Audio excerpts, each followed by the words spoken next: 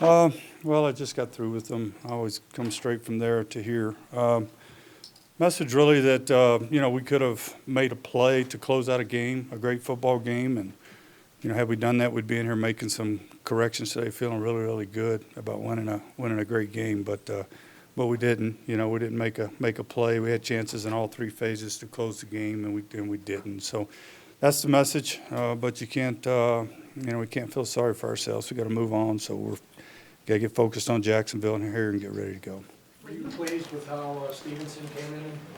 Yeah, Mike, I thought he came in and played well. Obviously I challenged both of those guys, see who's going to play the best. You're both going to play.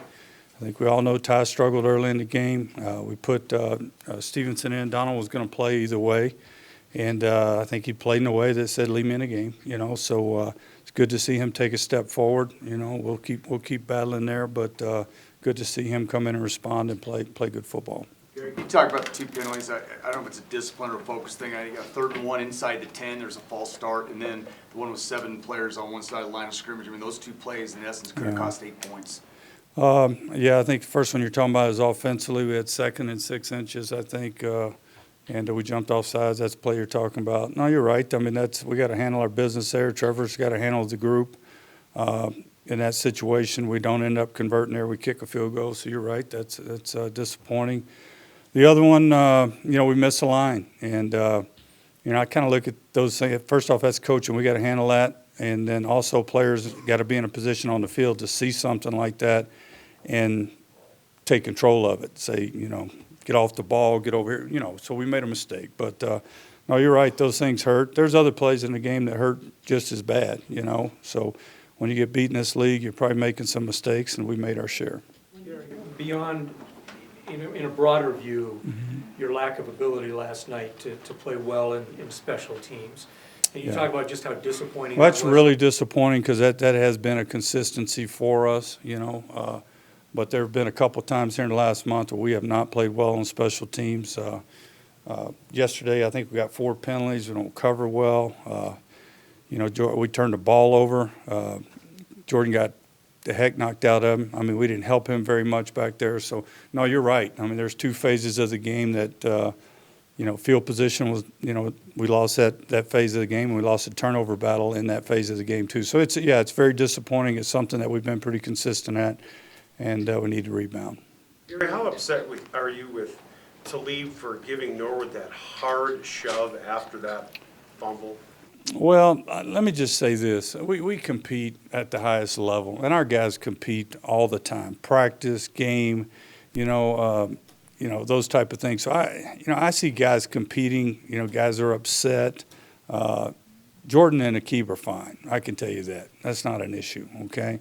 Obviously, emotions get in the way, and those are things we got to talk about and stuff. We got to control our emotions, but it's a very competitive environment down there, and there was no harm intended. I can tell you that. So those 2 guys are fine, and we'll continue to compete. Are you fine with it, though? Excuse me? Are you fine with I want our guys to compete. Yeah, I want our guys to compete. They have to handle those situations better. I tell our players all the time, here's what I tell them. We battle together. We don't battle each other. And they understand that. But we're out there competing. When you went for 2, and you said it was to win, you're around here to win, did you consider both the AFC West and playoff picture? Went for 2. Excuse me, went for the field goal, excuse me. Troy, I mean, there's a lot of football left to play. It's a division football game. We need to win a division football game, and we had a chance to do it with something that our kicker's done before. He did it before the game. So I know it's tough, and, it's a tough kick, but it's something he's done, and it's me showing confidence in him and confidence in our defense if it doesn't happen. So, like I told you guys, I believe in our football team, and, we're going out there battling our tail off, trying to win a football game, and that's what I was trying to do. Let's say, the risks and rewards added up to you punting. Mm-hmm. That would have been tough to sell emotionally, wouldn't it, to your guys that just battled for? Yeah, the fact that we had no timeouts, I mean, you're either punting to lose or tie, right? I mean, you're either going to tie the game or get beat. So, yeah, and or they make a couple of plays and they beat you. So that wouldn't feel any good neither. So No, Mike, I mean, it is what it is, and like I said, had we had timeouts, I might have thought different. I probably would have did the same thing, give us a chance to win, but that could have made a little bit difference in my thought process.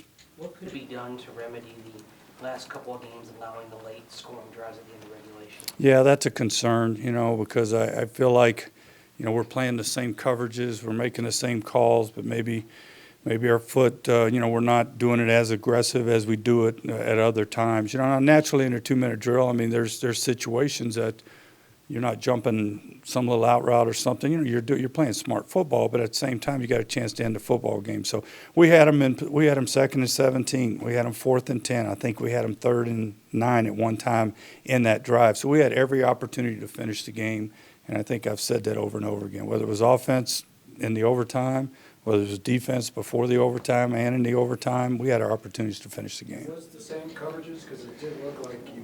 No, we called pretty much our same stuff. We got, in the overtime, we got aggressive in the overtime with some blitzes and some things that we did, but we're calling pretty much our same stuff, and just need to do it better, and we did it. Gary, why was Trevor so much more effective in the second half? Well, we're protecting him better. Number one, that's the biggest thing.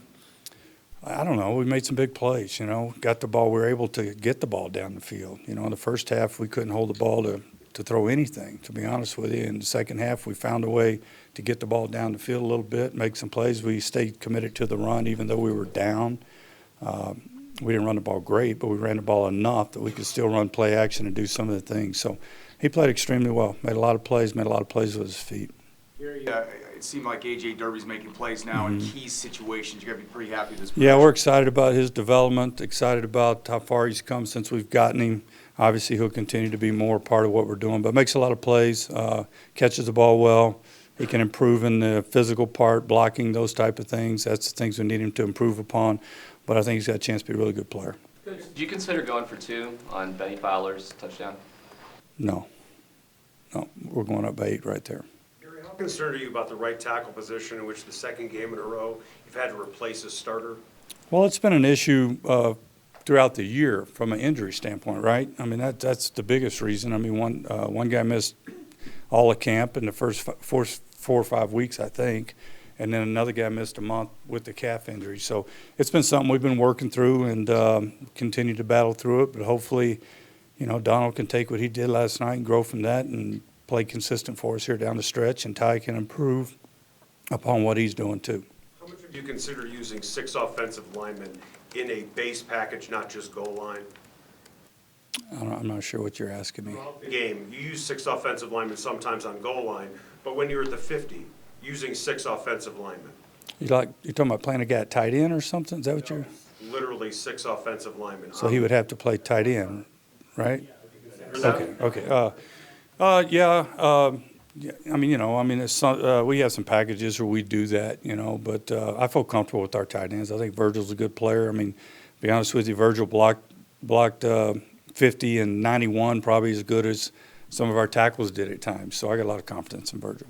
Gary, you wanted Devontae Booker to break tackles. You mentioned that last week. He was improved. He was better. He can still improve. We're going to keep challenging him on some of the things we see, he and Capri, but I think he is getting better as a player. Made some plays catching the ball, so made a big play there at the end of the game. So I think Book continues to, get better as a pro, and we need him to do it real fast. Gary, how much There's a notion that Benny, the best thing for him to do would have been maybe to go down at the 2 on the I disagree with that. There's a lot of football left to play. We're going to go score right there and keep playing. We got a great defense, so no, there's a lot of football there to play.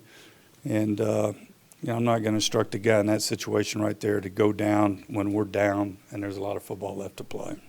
Can you give us a sense of Or whatever when you the take it home? situation My was. apologies. Do I? When you take it home last night, can you just give us a sense personally, the grind emotionally after a game like this and how you reconcile things? No, I mean, that grind for me as a coach is the same regardless. I mean, obviously last night hurt a bunch, but whether you win, whether you get beat, you flip a switch real quick. You got to come in here and make corrections and get your mind going, in a new direction, which, I'm through with the game we played last night probably by 7:30 in the morning on Monday. That's how early I come in here get it out of the way, so to speak, and grade it. So that's part of it. You got to flip the switch and move. When it's good, and when it's not good, you got to flip it and move to. You look at the difficulty of the AFC West, obviously losing that game, the Raiders and the Chiefs.